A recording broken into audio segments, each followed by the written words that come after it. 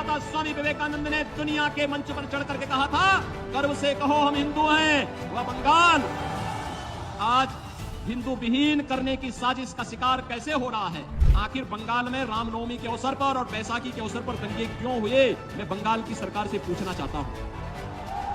पश्चिम बंगाल में योगी को 4 महीने पहले उतारकर बीजेपी ने कैसे पूरा खेल पलट दिया? ममता बनर्जी की जड़ें हिलाने के लिए दिल्ली से मोदी और शाह ने योगी के कंधों पर बड़ी जिम्मेदारी सौंपी है।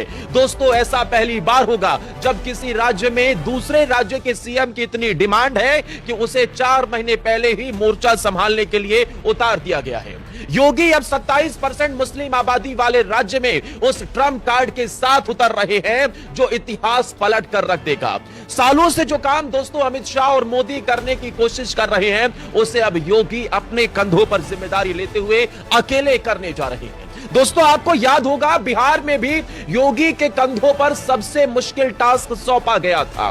वो टास्क जो अगर किसी और नेता को सौंप दिया जाता तो शायद वो हाथ खड़े कर देता, लेकिन योगी आदित्यनाथ ने बिहार में 10 दिन में 31 रैलियां करके पूरा खेल पलट कर रख दिया था, या यूं कहे कि हारी हुई बाजी को पलट दिया था। और अब बंगाल में योगी वही करने वाले हैं। बंगाल फतेह के लिए योगी आदित्यनाथ का क्या प्लान है और कैसे अब बीजेपी योगी के सहारे बंगाल फतेह का मूड बना चुकी है, और अब योगी कैसे बिहार वाला मास्टर कार्ड बंगाल में चलने जा रहे हैं, दोस्तों ये आपको बताते हैं। लेकिन क्या इस बार बंगाल में बीजेपी की सरकार बनने वाली है? और क्या आपको लगता है कि योगी बंगाल में भी बड़ा खेल कर देंगे? योगी के सहारे ही बीजेपी जीत पाएगी? कमेंट में अपनी राय जरूर आप बताइएगा, क्योंकि दोस्तों बिहार में आपको याद होगा सीमांचल और साथ ही मिथिलांचल ये बीजेपी के लिए टेढ़ी खीर हर बार साबित होते हैं। लेकिन इस बार योगी आदित्यनाथ के कंधों पर इन्हीं इलाकों की जिम्मेदारी सौंपी गई थी। योगी ने 31 रैलियां की हैं, आप जानते हैं, और 31 में से उन्होंने ज्यादातर सीटों पर जीत दिलाई है। करीब 27-28 सीटों पर उन्होंने जीत दिला दी, जिसके चलते बिहार में योगी का स्ट्राइक रेट 90% रहा। जब बाकी सीएम या फिर बाकी जो नेता थे उनका स्ट्राइक रेट 70-80% था, तब योगी ने उस मौके पर भी 90% स्ट्राइक रेट हासिल कर वो नंबर 1 नेता बन गए थे। योगी के कंधों पर मुस्लिम आबादी वाले जिले की जिम्मेदारी सौंपी गई थी। दोस्तों, जो लोग नहीं जानते मैं उन्हें बता दूं कि बिहार में करीब 17.5% मुस्लिम आबादी है, और इन्हीं मुस्लिम आबादी के वोट बैंक के चलते ही बिहार में आरजेडी अपने आप को मजबूत समझती आई है। लेकिन इन इलाकों में योगी आदित्यनाथ ट्रम्प कार्ड साबित हुए। योगी ने कहा मुस्लिम और यादव अगर एक तरफ जा रहे हैं तो बाकी सभी हिंदुओं को एक तरफ जाने की जरूरत है। योगी आदित्यनाथ का अप्पू टप्पू और पप्पू का नारा भी बहुत चर्चा में आ गया था, और उसके बाद विपक्ष के नेता उसी में ही उलझ कर रख गए थे। दूसरी तरफ योगी की आक्रामक शैली, उत्तर प्रदेश में किए गए काम ने वहां पर बड़ा खेल कर दिया था। दोस्तों, आपको याद होगा दरभंगा में योगी आदित्यनाथ का किया गया रोड शो ऐसा जनसैलाब था कि लोगों की आंखें फटी की फटी रह गई। उनके सामने विपक्षी नेता, चाहे यूपी के अखिलेश हो चाहे कोई भी हो, हर कोई धूल फाकता हुआ नजर आया। अखिलेश यादव ने भी करीब 22-25 रैलियां की, जिसमें 2 सीटों पर ही जीत दिला पाई। अब उत्तर प्रदेश वाले योगी आदित्यनाथ बिहार में जाकर खेल करते हैं तो क्या वो बंगाल में भी कर पाएंगे? यह सवाल हर किसी के जहन में है। आपको इसके लिए सबसे पहले बंगाल को समझना पड़ेगा। दोस्तों, बंगाल विधानसभा चुनाव बीजेपी के लिए जीतना सालों से, दशकों से टेढ़ी खीर साबित हुआ है। बंगाल में बीजेपी कभी भी अपने आप को मजबूत और तटस्थ खड़ी नहीं कर पाई। लेकिन 2014 में जब बीजेपी की केंद्र में सरकार बनी, बंपर सीट हासिल हुई, और फिर अमित शाह के साथ मिलकर मोदी ने पूरा फोकस बंगाल पर डाइवर्ट कर दिया। 2019 के दौरान या फिर उसके बाद के दौरान लगातार यह देखने को मिला कि अमित शाह का पूरा फोकस बंगाल पर नजर आया। 2021 के बंगाल विधानसभा चुनाव में अमित शाह ने यह तक कह दिया था कि वहां उनकी सरकार बनने वाली है, लेकिन बंगाल के चुनाव ने एक बार फिर से चौंकाया था और वहां पर ममता बनर्जी की सरकार बनी। अब ममता बनर्जी और वामपंथ के किले में जाकर अमित शाह को अगर सेंध लगानी है तो योगी आदित्यनाथ की जरूरत पड़नी ही थी।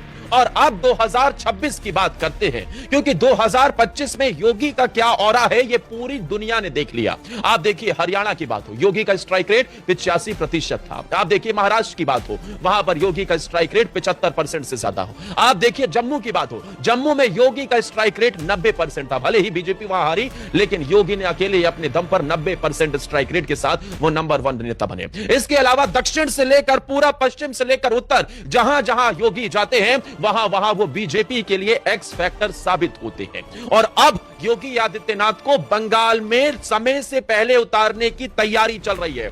खबरें तो यहां तक है कि जो मुद्दा फिलहाल बंगाल में गरमाया हुआ है, अब कुरान वर्सेस गीता की बात भी आ गई है। आपको बीते दिनों याद होगा जब बाबरी मस्जिद बनाने के लिए मुर्शिदाबाद में लाखों मुसलमान सक्रिय हो गए, उसके बाद अचानक से धीरेन्द्र शास्त्री और 5 लाख सनातनी एक साथ इकट्ठा हो गए और गीता का एक साथ पाठ किया। अब गीता पाठ करने के बाद मुर्शिदाबाद में फिर हवा चल पड़ी है कि कुछ मुसलमान इकट्ठा होंगे और वो कुरान पढ़ते हुए नजर आएंगे। अब हिंदू मुस्लिम का जो ये माहौल गर्म है, ऐसे मौके पर सबसे बड़ी चोट अगर कोई कर सकता है तो वो उत्तर प्रदेश के मुख्यमंत्री योगी आदित्यनाथ हैं। योगी आदित्यनाथ मुर्शिदाबाद से लेकर उत्तरी परगना, दक्षिणी परगना, इन सभी जिलों में उनकी अच्छी खासी रैलियां होने वाली है। अब आपको बताते हैं कि पश्चिम बंगाल में मुस्लिम आबादी करीब 27% है और यह 2011 का आंकड़ा है, अब तो करीब 31-32% हो गई होगी। 31-32% वाली मुस्लिम आबादी में योगी कैसे डेंट कर पाएंगे, यह बड़ा सवाल बनता है। अब इसे एक छोटे से एग्जांपल के साथ समझते हैं। सबसे ज्यादा मुस्लिम आबादी अगर किसी जिले में पश्चिम बंगाल में है तो वह मुर्शिदाबाद है। मुर्शिदाबाद में करीब 66% मुस्लिम आबादी है। अब यहां हो सकता है कि बीजेपी के लिए कोई अच्छी खबर ना आए, लेकिन समझिए मुर्शिदाबाद में जो हुमायूं है, जो टीएमसी का विधायक था, फिर वो टीएमसी का नेता, बाद में उसे पार्टी से निकाल दिया गया और वो अब अकेले अपने दम पर चुनाव लड़ने की या फिर एआईएमआईएम के साथ जाकर चुनाव लड़ने की बात कर रहा है। अगर मुर्शिदाबाद के अंदर हुमायूं चुनाव लड़ता है, टीएमसी का कैंडिडेट भी होगा, एआईएमआईएम का भी कैंडिडेट होगा, तो ये तीनों ही पार्टियों के जो मुस्लिम वोटर है वो कुछ इधर और कुछ इधर, इस तरीके से वो कट जाएंगे। तो बाकी बचे जो 66 के बाद आप लगा लीजिए 66, 70, 34% जो हिंदू आबादी है उसे टारगेट करने का काम योगी करेंगे। योगी सिर्फ एक ही नारा देंगे कि भैया एकजुट हो जाओ, हिंदुओं को एकजुट होकर एक तरफ वोट करना है। अब ऐसे ही दूसरे जिलों के ऊपर भी आते हैं, क्योंकि पश्चिम बंगाल के अंदर 2011 की जनगणना के मुताबिक मुर्शिदाबाद में 66% मुस्लिम हैं, तो उत्तरी दिनाजपुर में भी 50% मुस्लिम हैं। पश्चिम बंगाल में 2-3 जिले ऐसे हैं जहां ये आबादी मुसलमानों की करीब 50% के आसपास है, मालदा, बहरामपुर, बीरभूम, मुर्शिदाबाद। और इन इलाकों में भी योगी अगर हिंदुओं के वोट एकजुट कर लेते हैं, अगर एआईएमआईएम यहां पर भी मजबूती से चुनाव लड़ती है, तो टीएमसी के वोट कटने फिक्स हैं। और अगर पश्चिम बंगाल के अंदर ममता के वोट ओवैसी ने काट दिए तो फायदा बीजेपी उठा लेगी और योगी हिंदुओं को एकजुट करने में सफल हो गए तो इतिहास के पन्नों में बीजेपी की सरकार 2026 में नई कहानी लिख दी जाएगी।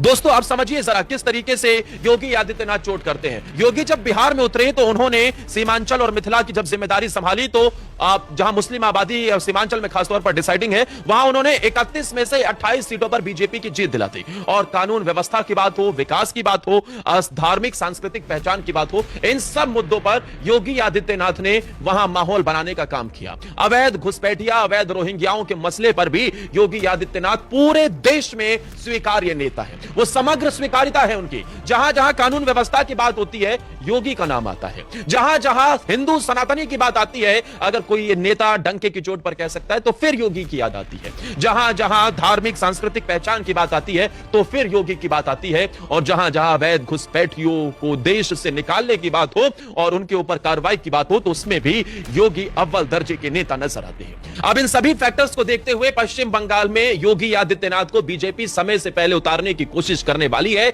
योगी आदित्यनाथ अभी जो मुद्दा गर्म है, पहली बात उस पर जाकर चोट करेंगे, उनकी कुछ रैलियां होंगी और फिर थोड़ा सा ब्रेक लिया जाएगा और फिर योगी को वापस से इलेक्शन से ठीक पहले एक एक्स फैक्टर के तौर पर या फिर यह कहें कि एक स्ट्राइक बैटर के तौर पर जो पावरफुल शॉट खेल सके, जो पांचवें छठे नंबर पर आकर धोनी किया करते थे, आखिरी मौके पर कुछ सिक्सेस लगाना और फिर अपनी टीम को जिताना, वही योगी करते हुए नजर आएंगे। अगर उत्तर प्रदेश के मुख्यमंत्री योगी आदित्यनाथ ने मुद्दों को भुनाने की कोशिश की और थोड़ा सा भी एआईएमआईएम का साथ मिल गया तो समझिए बंगाल में ममता बनर्जी की सरकार खिसकनी तय हो गई है। दोस्तों क्या आपको लगता है योगी बिहार वाला मास्टर कार्ड बंगाल में चल पाएंगे? क्या बंगाल में बीजेपी की सरकार इस बार बन पाएगी और क्या योगी आदित्यनाथ का जलवा वहां दिखाई देगा? अपनी राय आप हमें कमेंट सेक्शन में जरूर बताइएगा और ऐसी ही वीडियोस के लिए प्लीज दोस्तों हमारे चैनल को सब्सक्राइब कर लेना, बेल आइकॉन प्रेस कर देना और आप हमें अपना समर्थन भी भेज सकते हैं इस वीडियो को लाइक करके। धन्यवाद।